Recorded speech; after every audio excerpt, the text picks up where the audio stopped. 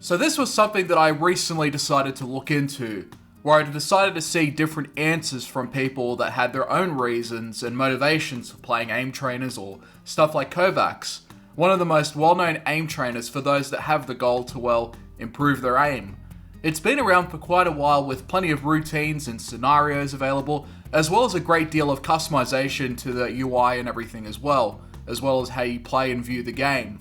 I myself play it from time to time, even though I'm not very good at it, as well as Aim Labs, which is another one that's known for, well, a lot of marketing and for the, being free, basically. Nowadays, there are lots of other options out there, including the ones I just mentioned, and that's not including the custom-made scenarios that you can find in games like Fortnite or Counter-Strike or even Overwatch 2. They all have their own pros and cons, with the same ideal of improving not just raw aim, but also ironing out bad habits and replacing them with new ones. Back in the day, it wasn't as prominent as it used to be. People, for the most part, just played the multiplayer games of yesteryear and navigated their way through the experience. Some even went pro.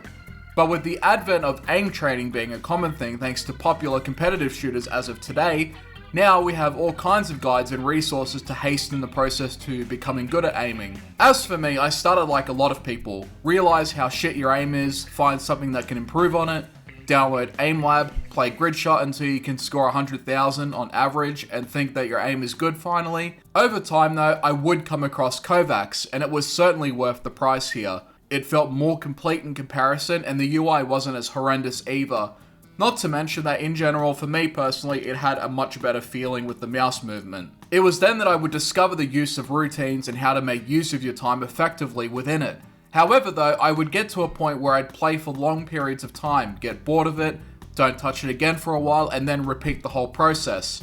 In any case, I would in time reflect on my experiences within these aim trainers and understand exactly what it was that made me come back to them besides the goal to, say, maintain or improve raw aim. After having some time and consideration, as well as some revisits to them, I eventually learned how to play them for fun instead. This is something that you don't really hear much about within aim trainers like Aim Labs or Kovaaks. They've never really been known for being considered a fun game or anything like that. In fact, most people that play them generally see them as more of a tool, an assistant to get better at other games that they play. Whether it be Valorant or CS or Apex, Warzone or Fortnite or Quake, these trainers have different routines and scenarios to accommodate for these players. They would find a routine, practice it daily, grind the benchmarks and try and get up in the ranks or even break the scores. As for me, I never really gave a shit about the benchmarks or the ranks in general, but to just identify what I was doing wrong and find the answer and practice it until I've had enough. I wasn't doing it for competitive reasons, wasn't even trying to become pro at anything, but it was all for the sake of improving the raw aim that I had pretty much. In retrospect, it helped more doing it that way than not doing it at all, even with the inevitable breaks here and there.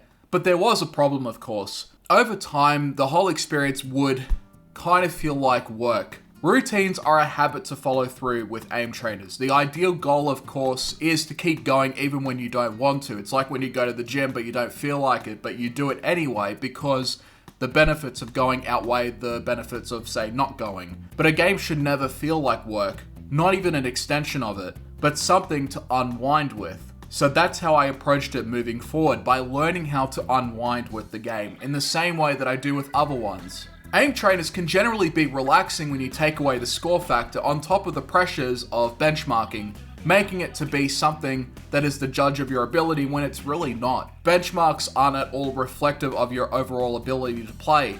Quite a few pros that aren't really known for their crackshot aim have played to their other strengths that their respective games require and still make a huge difference in their own plays. So while great aim does help, it's only a part of a far bigger puzzle in the pro scene. But since I took those options out of the equation anyways, I moved on to things that can apply for any type of skill level, and that was just, well, the core aspects of aiming itself. How I would approach it is one of two ways. Find a routine that I like, set a timer with some nice background music, and play until the timer stops.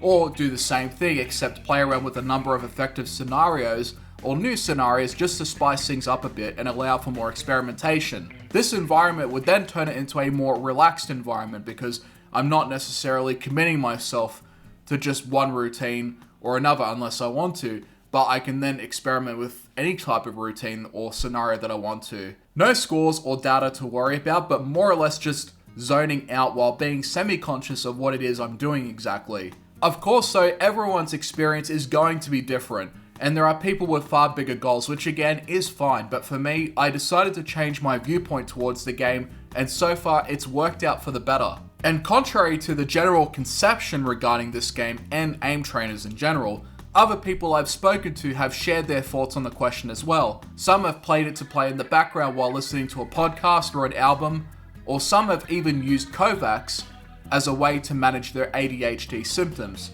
You're not fighting any global elite rank players or players that have come out of the womb with demonic aim, it's just you, and yourself, and a bunch of shapes that behave differently depending on the scenario that you're playing. When I'm playing it in a more relaxed state, I find that I was not only playing a lot better, but my mood towards it in general was improving as well.